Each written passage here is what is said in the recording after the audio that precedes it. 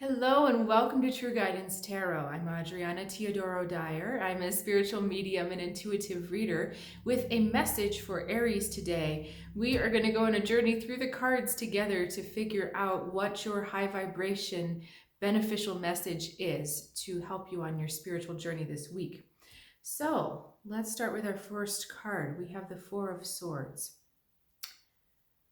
Now with this card, and the energy that is coming off of this card, it feels like being kind of in a moment of reflection, of really pondering something, really thinking something over, trying to get to the bottom of what it would mean.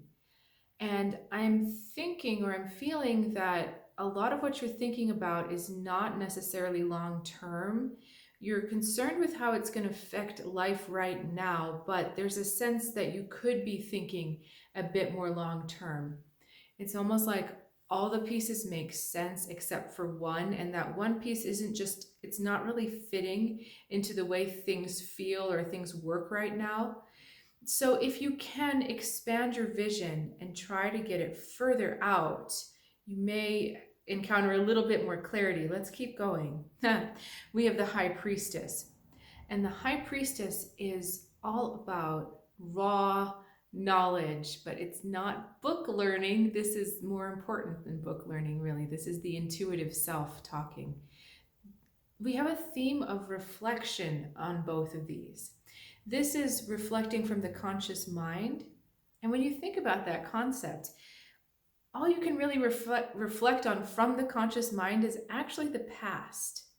So the mind it's not a projector. It doesn't go forward. It only remembers. It stores things. And what you're trying to figure out here isn't really making sense because it's impacting your future. But as you're trying to think about it in your mind, all you can think about is what's happened before. And that's why it doesn't quite fit. This High Priestess comes in to say this other part of energy that you're missing, this other part of information is going to come through a different channel, not going to come through the mental thinking or the rationalization. It's going to come from a different place, a place that's more intuitive, more instinctive, and kind of out of the blue when you're least expecting it. They're drawing my attention to the difference of the numbers right now, so I want to go with that for a second. We've got the Four of Swords, which is all about stability and foundation, and the Two, which is a more feminine kind of energy, less controlled, more about flow and understanding where your relationships, or I'm sorry, that's funny, where your emotions are really going, understanding that creativity has a flow.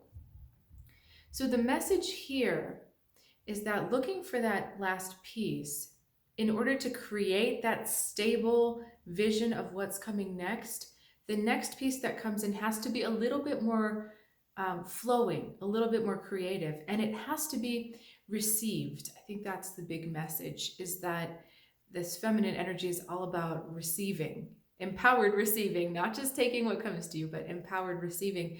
So receiving the message, and you're going to know it's right when it kind of clicks and it feels strong to you, it feels empowered to you. So let's keep going. We have a lovely Princess of Wands next. Eight of Wands, but opposing her. And then into the Lovers. Okay. So let me just ask where they want me to start. Okay, we're starting with the Princess of Wands. Now it's interesting, when I hold them all up like this, you can see the Princess of Wands is heading for that High Priestess. So this is you really searching that piece of information, and she's going about it the right way. She's going at it through her heart. But what she doesn't realize, because this Princess of Wands is kind of an innocent journeyer. She's starting a journey. She has all of this potential. What she doesn't realize is that this information that's going to come in from your intuition is totally going to shake your world. She starts out a girl, and she becomes a woman. And I understand that there's not just females looking at this video. There are males as well, but we're talking about energy, and right now we're really focusing on the feminine aspect of your energy. She learns something. She in coming into that wisdom, I feel like we're kind of missing a bit of a story here. Like there's stuff that happens between these two cards where she becomes wiser and she becomes much more knowing. But she hits a tiny bit of that. It's almost like this future self kind of comes in and gives you a little sample, like saying, hey, this is what you're going to be in the future. Try this out. So here she is questing after that, all because you're trying to figure out this problem here. And finally, this is clicking into place. As she's going on this journey to figure out the true deep nature of who she is, we have this filling in the gap for us, the Eight of Wands going into the Two of Cups. And you remember how I had that Freudian slip before when I said relationships with the with the High Priestess, because she's card number 2? Look what we have here, actual relationships.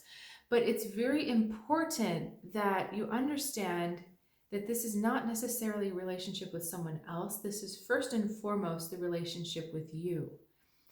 And what this week is about is blending both the masculine energy of the thought, the organization, keeping things in line, keeping things together, and that flow, the intuitive flow that comes together. That's what these Two of Cups are really symbolizing here. That you have a feminine side, which is the creativity, the intuition. It matches and it mirrors the masculine aspect, which is more thought. They come together in mutual admiration. They come together in a mutual balance. And this is the long-term journey of where we're going. The Eight of Wands here. Eight of Wands is all about journeys and accumulation and momentum. So he's throwing out this wand. And it's funny because she's the princess. She's going in search, but he's throwing out this wand in this direction. So this is a powerful movement to allowing you to blend these two things together to kind of make you into a superpower, a superhero. Because when you get these aspects of the mind under control, it's going to give you a lot more, what are they trying to say here?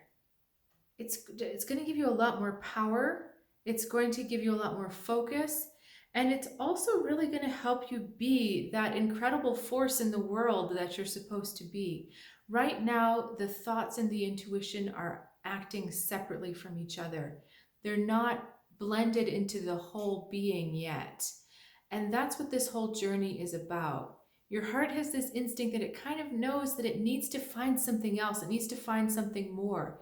It needs to discover this inner high priestess, this inner intuitive knowing even stronger. But then it needs to also blend it into where it started.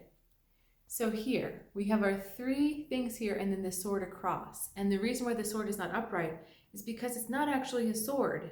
It's really that intuition that is trying to get through to you so that the intuition also becomes part of the plan.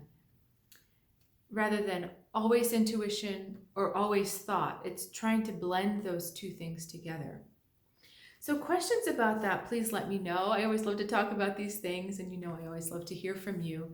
If you're looking for more one-on-one guidance, I invite you to check out my website, True Guidance Tarot. There's more information on there, lots of other offerings. And I will look forward to seeing you next week. Have a good one.